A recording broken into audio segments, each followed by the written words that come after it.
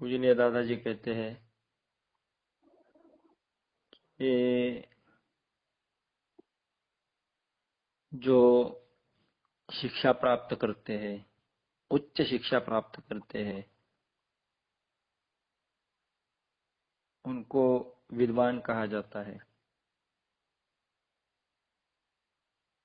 पर शिक्षा प्राप्त करने के बाद भी वो अहंकार से भरा हुआ नहीं चाहिए। दूसरों को रिस्पेक्ट देना, ये भी उसके सीखने में, जीवन में चाहिए। तो उस शिक्षा का महत्व है। नहीं तो कितनी भी शिक्षा प्राप्त की और दूसरों को अगर रिस्पेक्ट नहीं दे रहे हैं, क्योंकि जिसके पास ज्ञान प्राप्त होने लगता है वो खुद को कुछ और ही समझने लगता है। उसकी चाल बदल जाती है। तो अगर वो रिस्पेक्ट देना भूल जाता है, वो शिक्षा का क्या महत्व है? फिर उस डिग्री लेने का अर्थ क्या? जो विद्वत्ता प्राप्त की है उसके जीवन में दिखनी चाहिए।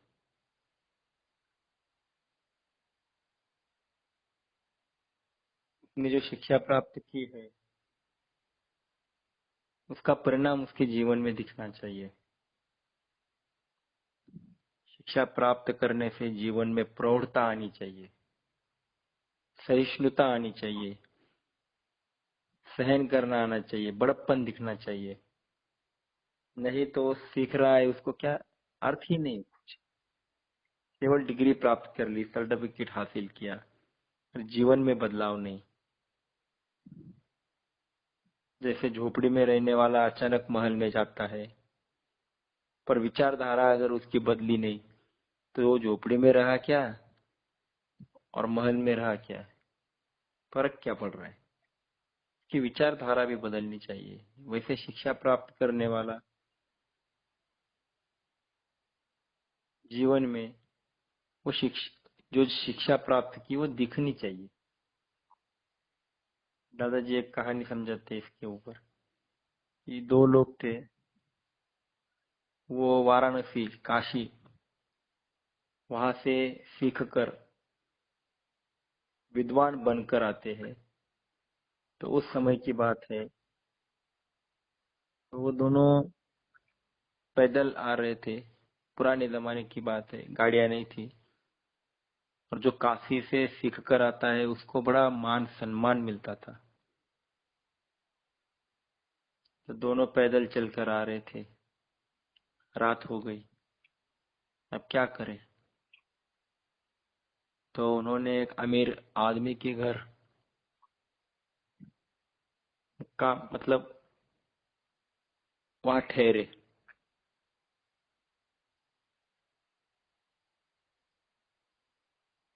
दोनों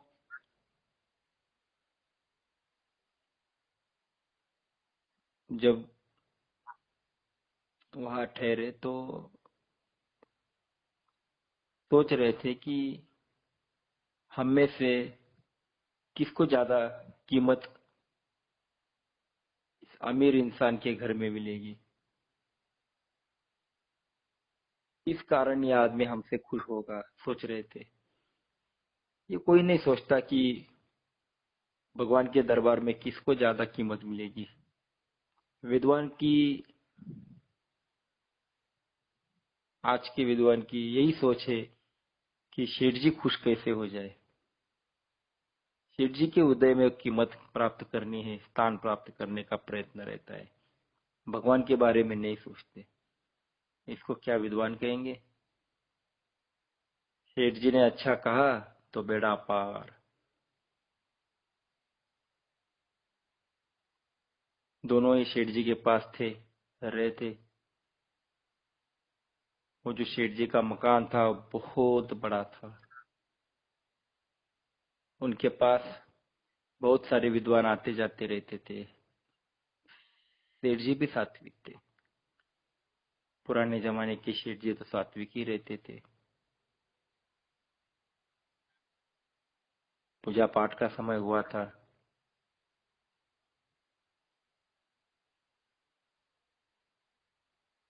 दोनों पंडित बैठे थे, उसमें से एक पंडित बाहर गया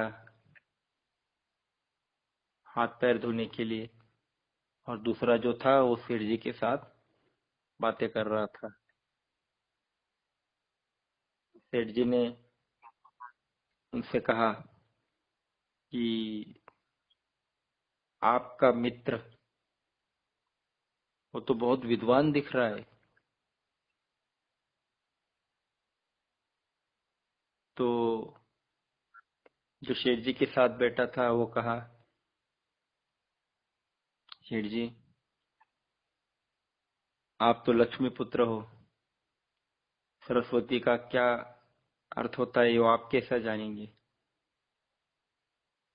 ये जो दूसरा पंडित है जो मेरे साथ है, वो मेरे साथ घूम रहा है इसलिए उसको विद्वान कहा जाता है। वैसे देखा जाए तो वो तो बैल ही है, बैल। सेठ जी ने उसे नमस्कार किया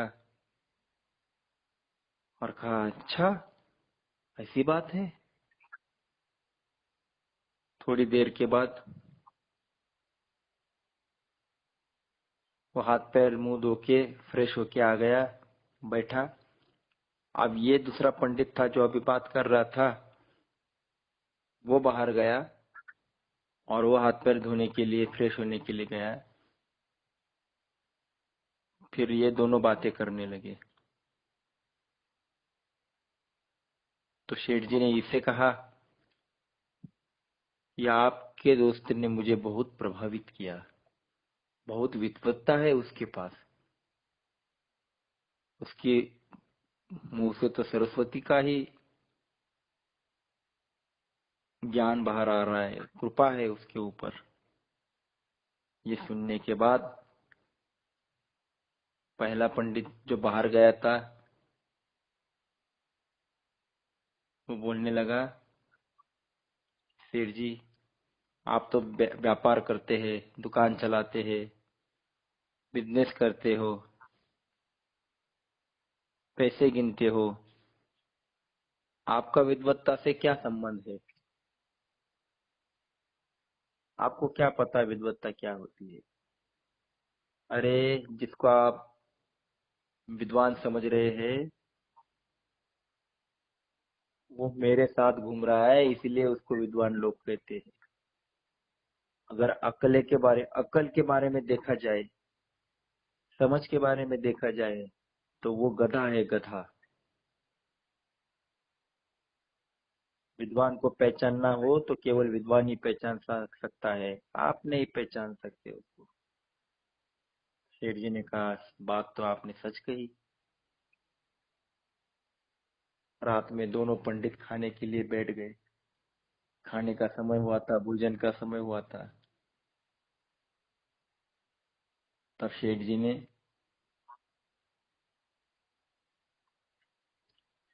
एक के डिश में घास रखी, दूसरे के डिश में पत्तियां डाल दी।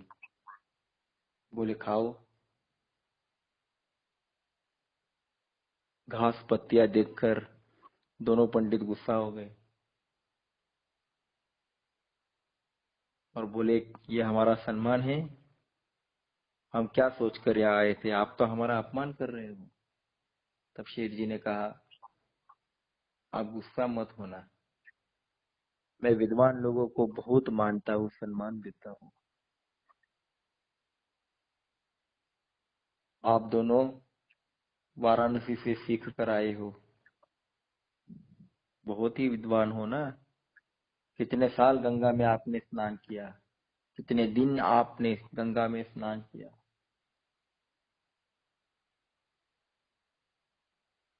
पर आपके मन का मैल निकल गया, आपके पास जो ज्ञान है, आपने ही तो मुझे कहा कि ये बैल है और आपने कहा ये गधा है। अब जिसको जो चाहिए वही तो भोजन मैंने आपको दिया। इसमें गलत क्या किया? जो आपका भोजन है वही मैंने दिया। तात्पर्य यह है कि शिक्षा प्राप्त करने से प्रौढ़ता आती है ऐसा नहीं है। जो शिक्षा प्राप्त करती है तो उसमें सहिष्णुता आनी चाहिए, पर वो दिखती नहीं है। वो ऊपर ऊपर ही सोचता है। ऐसी शिक्षा को क्या शिक्षा कहेंगे? आज की भी शिक्षा प्राप्त करने वाले बड़े से बड़े अधिकारी अच्छे अधिकारी बन जाते हैं, पर घर में माँ बाप से कैसे व्यवहार करना, बच्चों से कैसा व्यवहार करना, पत्नी से कैसा व्यवहार करना, समाज में कैसा व्यवहार करना, इसकी अकल नहीं है। डॉक्टर बन जाता है पर घर में उसको अच्छा व्यवहार नहीं आता है। वकील बनकर बाहर के लोगों की समस्याएं को छोड़ने में अपनी विद्वत्ता दिखाता है, पर घर में उसके समस्याओं को हल नहीं कर पा रहा है, हल कर नहीं पाता। वो अच्छा विद्वान तो बनता है, पर छोटी छोटी बातों में उसकी अकल नहीं चलती है। तो इसे क्या शिक्षा कहेंगे?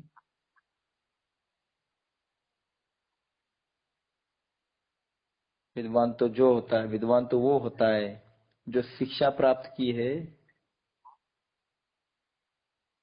वही नहीं।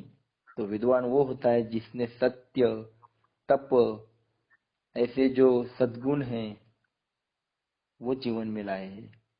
वो विद्या से, वो शिक्षा से उसने प्राप्त किए हैं, उसका परिणाम उसके जीवन में दिख रहा है। विद्वान वो होता है जिसका सत्य सिद्धांत पर विश्वास हो। सत्य सिद्धांत का मतलब जो ऋषि मुनियों ने विचारधारा कही है, वेद उपनिषदों ने जो कहा है, भगवत गीता ने जो समझाया है, उसके सिद्धांत पर उसका पूरा भरोसा चाहिए, तो उसको विद्वान कहते हैं। आज की शिक्षा से केवल सर्टिफिकेट मिल रहे हैं, अक्ल नहीं। बस भोगों का शिक्षण मिल रहा है, भाव नहीं बढ़ रहा है। बचपन में हम कहते थे चंदा मामा, चांद को मामा कहते थे, भाव था। आज की शिक्षा के बाद कहते हैं चांद तो क्या है, एक मिट्टी का गोला है, भाव चला गया। शिक्षा प्राप्त करने के बाद भगवान के ऊपर प्यार बढ़ना चाहिए, पर आज की शिक्षा के बाद लोग कहते हैं वेयर इज गॉड। भगवान को चैलेंज देते हैं, बोलते वेयर इज गॉड। अरे भाई, जिस मुंह से तू बोल रहा है वो किसकी शक्ति है? जिस शक्ति से तू बोल रहा है वही भगवान है। WHERE, वेयर में से ये W निकाल, हियर इज गॉड। तेरे अंदर भगवान है। पर अहंकार, इतना अहंकार हो जाता है शिक्षा से कि वो सत्य सिद्धांतों को भी चैलेंज देने लगता है। तो विद्वान नहीं कहते हैं। जितना वो सीख रहा है उतना ही ज्यादा सिद्धांतों के ऊपर विश्वास बढ़ना चाहिए, क्योंकि सिद्धांत कभी बदलते नहीं है। जो विश्व का चिरंतन सिद्धांत है ऋषि मुनियों ने लिख कर रखा है।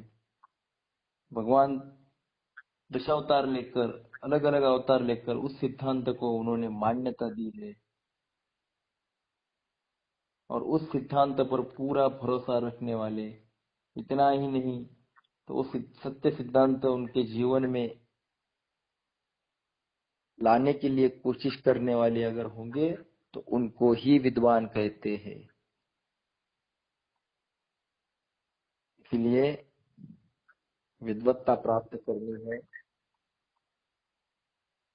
तो जीवन में जो ऋषि मुनि है, संत महात्मा है, जिन्होंने चिरंतन सिद्धांत लिखे हैं, उसके आधार पर हमें चलना सीखना आना चाहिए। उसे ही विद्वान कहते हैं। नहीं तो दूसरों को हम सीख गए और दूसरों के बारे में अगर गलत राय दे रहे हैं, दूसरों की विद्वत्ता हमें सहन नहीं हो रही है, तो ये तो साधारण इंसान के लक्षण है। सत्य तप मालूम होना चाहिए, तप का मतलब मालूम होना चाहिए। शिक्षा प्राप्त किए हुए आदमी ने तप समझ में आना चाहिए। तप का मतलब क्या है? तपो द्वंद्व सहनम। जीवन में सुख दुख आते हैं, द्वंद्व आता है, ये करूं कि वो करूं, बहुत सारे द्वंद्व आते हैं। इसमें उसने स्थिर रहना चाहिए, सहन करना चाहिए। तप में सहनता आती है। दादाजी कहते हैं तप उसको ही कहते हैं जो दुख को उठाता है। दुख को उठाने वाले को ही तप का अर्थ समझ में आता है। तप में सहन करना होता है। आप समझो किसी का बच्चा मर गया, कितना दुख होता है, तो वो सहन करता है कि नहीं करता है? सहन करता है, उसको सहन करना ही पड़ता है। 8-10 दिन के बाद वो भी, हमारे यहाँ 12वीं 13वीं करते हैं, जो गया गुजर गया उसकी, उस दिन मीठा खिलाते हैं, खाना खिलाते हैं, सब लोग इकट्ठा होकर खाना खाते हैं, जलेबी भी खाते हैं उस दिन। या अभी दुख को भूल जाओ, करता है ना सहन। तो ये जबरदस्ती सहन करना है उसको, वो सहन नहीं करेगा तो क्या करेगा? करना ही पड़ता है। तो इसको तप नहीं कहते हैं। जो आया हुआ जीवन में जो दुख है वो तो सहन करना ही पड़ेगा भाई, तू कहाँ भाग जाने वाला है, तुझे वो सहन ही करना पड़ेगा।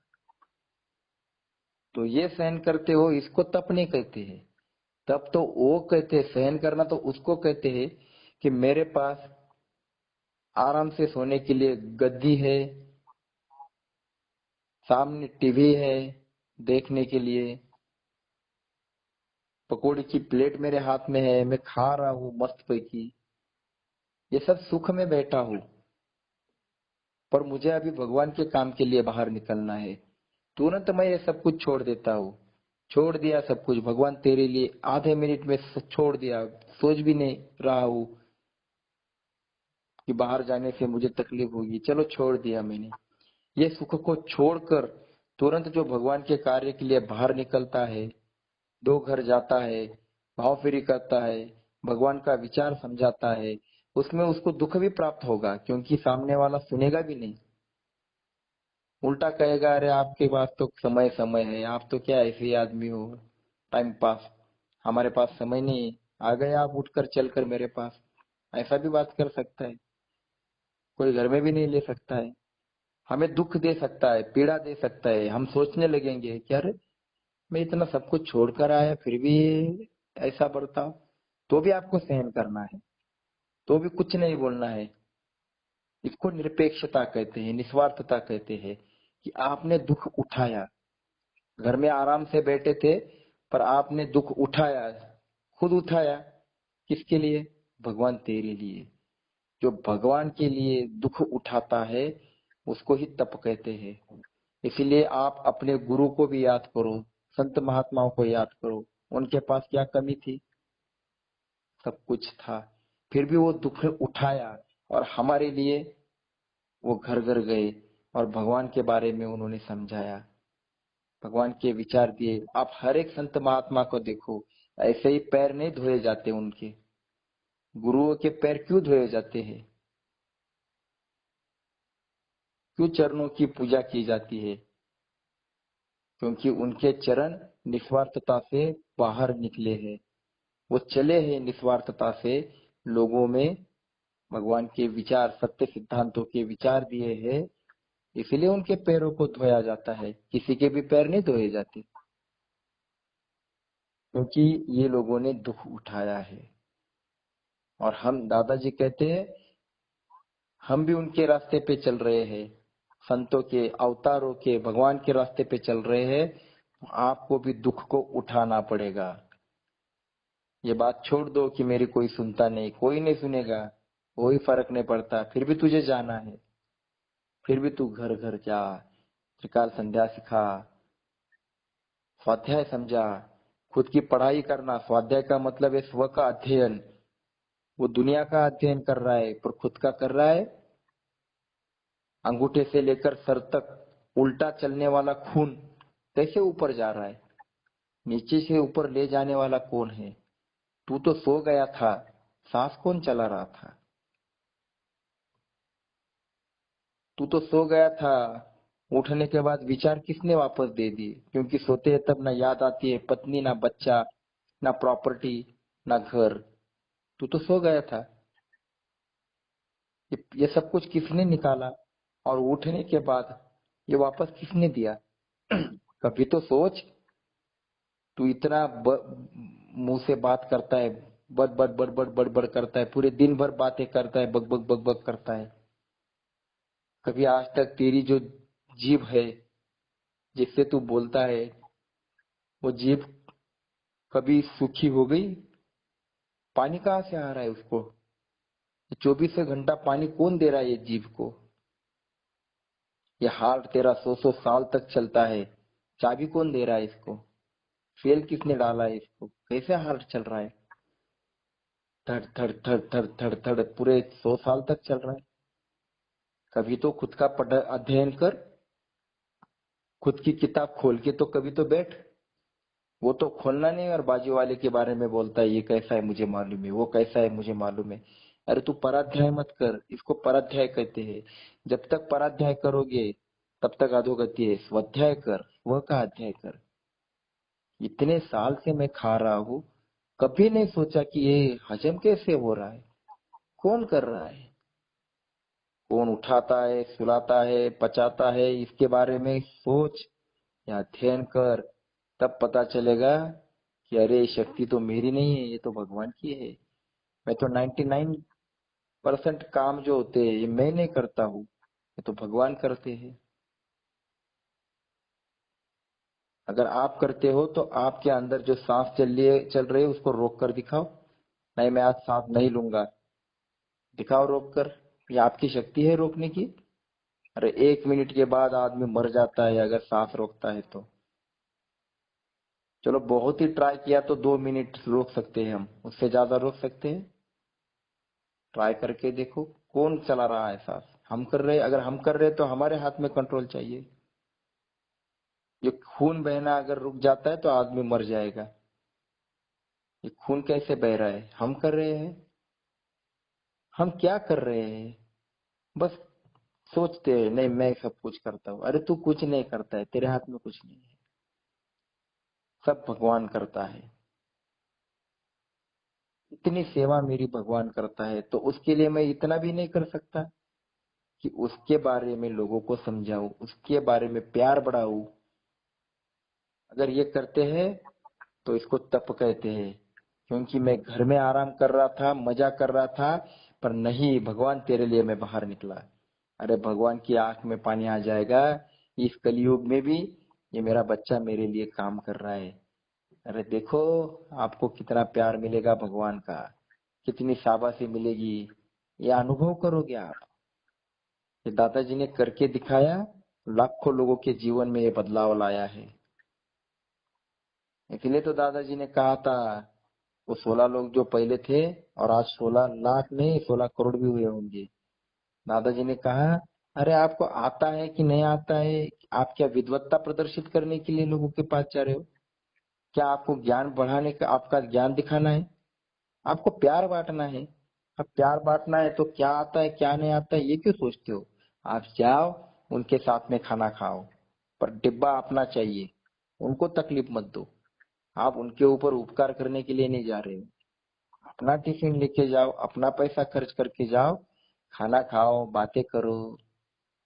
इसको दुख उठाना कहते हैं। क्योंकि मैं घर में मजा कर रहा था और यहाँ बाहर आ गया, इतने दूर लोगों में बैठ रहा हूँ। ये दुख जो उठाता है, तकलीफ जो उठाता है, सुख को लात मारने की जिसमें ताकत है, उसको ही तप कहते हैं। और ये जो तप जो करता है उसको ही भगवान प्राप्त होते हैं। इसलिए हम बार बार कहते हैं ना कि ऋषि मुनियों ने तप किया, ऋषि मुनियों ने तप किया।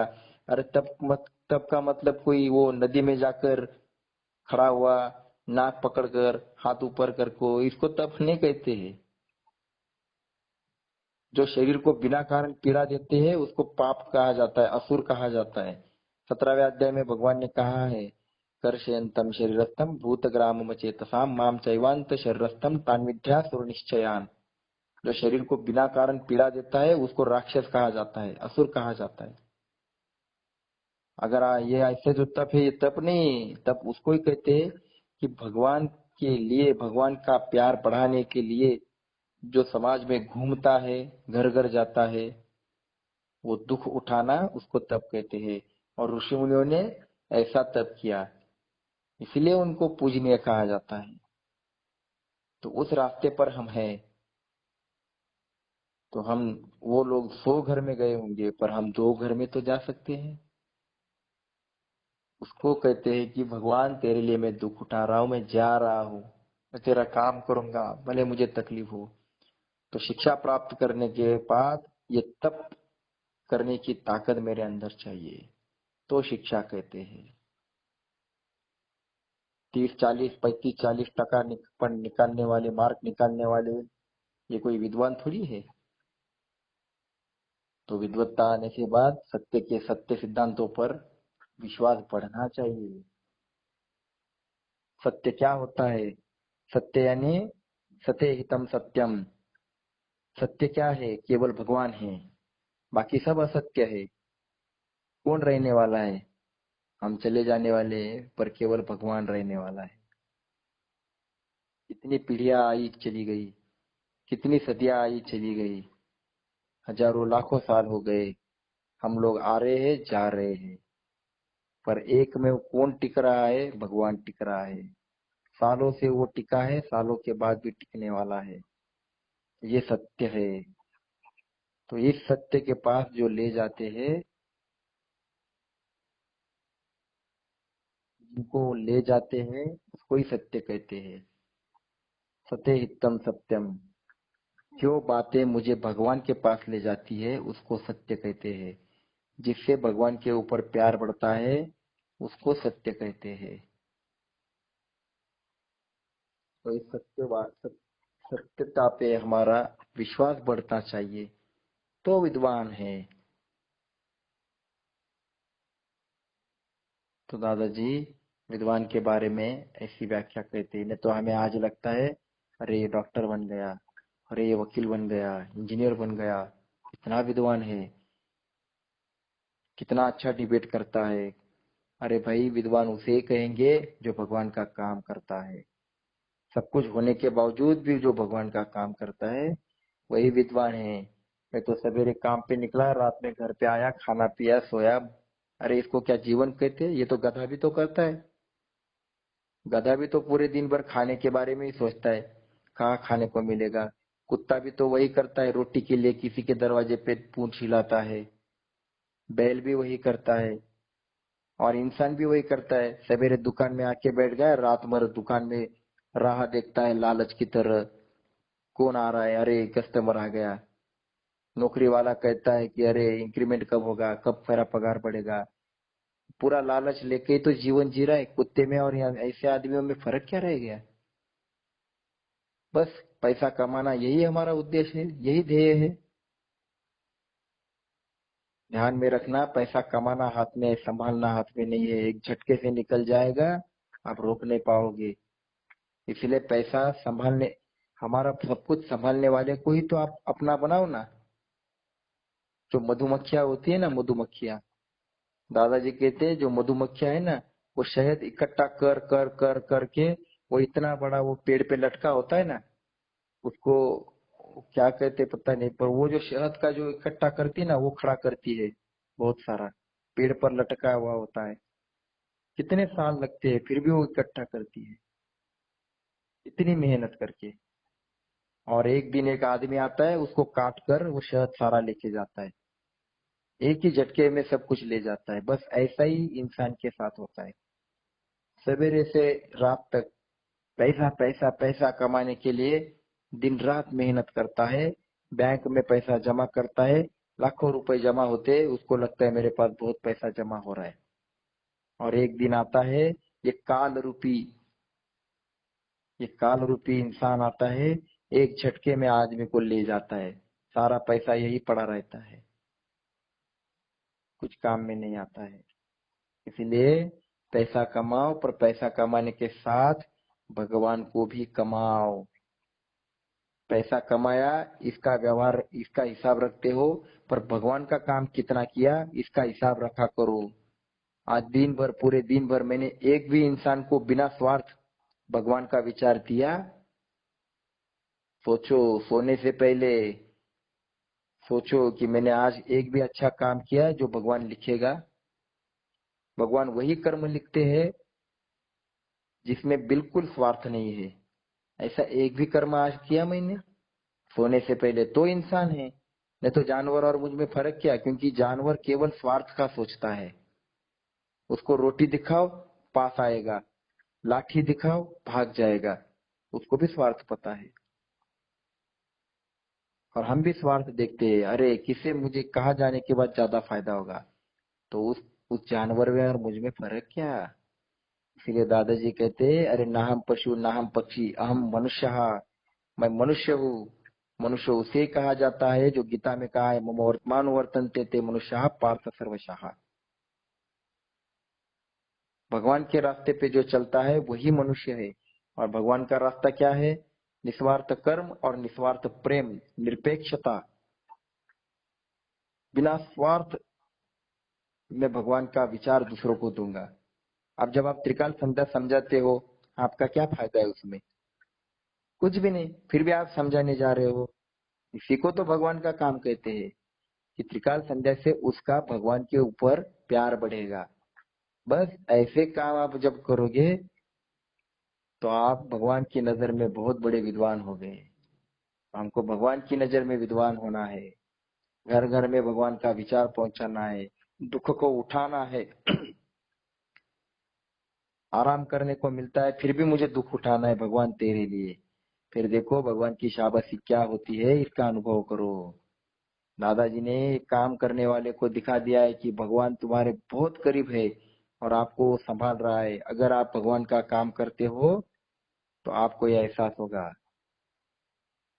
इसलिए सत्य सिद्धांत पर विश्वास, तप करने की शक्ति, ये सब कुछ स्वाध्याय की विचारधारा से प्राप्त होती है।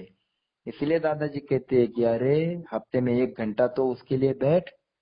सारी दुनिया के पास बैठ रहा है, धंधे को 10-10 घंटा देता है, बच्चे को, बीवी को समय देता है, जो दुनिया तेरे काम में नहीं आने वाली उसको समय देता है। और भगवान के लिए 1 घंटा नहीं तेरे पास? सातत्य से 1 घंटा नहीं? टाइम पास के लिए तू 10 घंटे निकालेगा, उसको कोई अर्थ नहीं है। पर सातत्य से अगर तू तय करता है ना, तो उसी समय मुझे बैठना है, तो उसी समय तू भगवान के सामने बैठ, तो उस दिए हुए समय को अर्थ है। इसलिए स्वाध्याय स्व का अध्याय है। हफ्ते में 1 घंटा तू बैठ और उस समय सारे लोग एक जगह पे बैठेंगे, उस समय भगवान के बारे में चर्चा करेंगे, स्वाध्याय के बारे में बातें करेंगे। ऐसा समय तुझे निकालना है, वो होता है स्वाध्याय।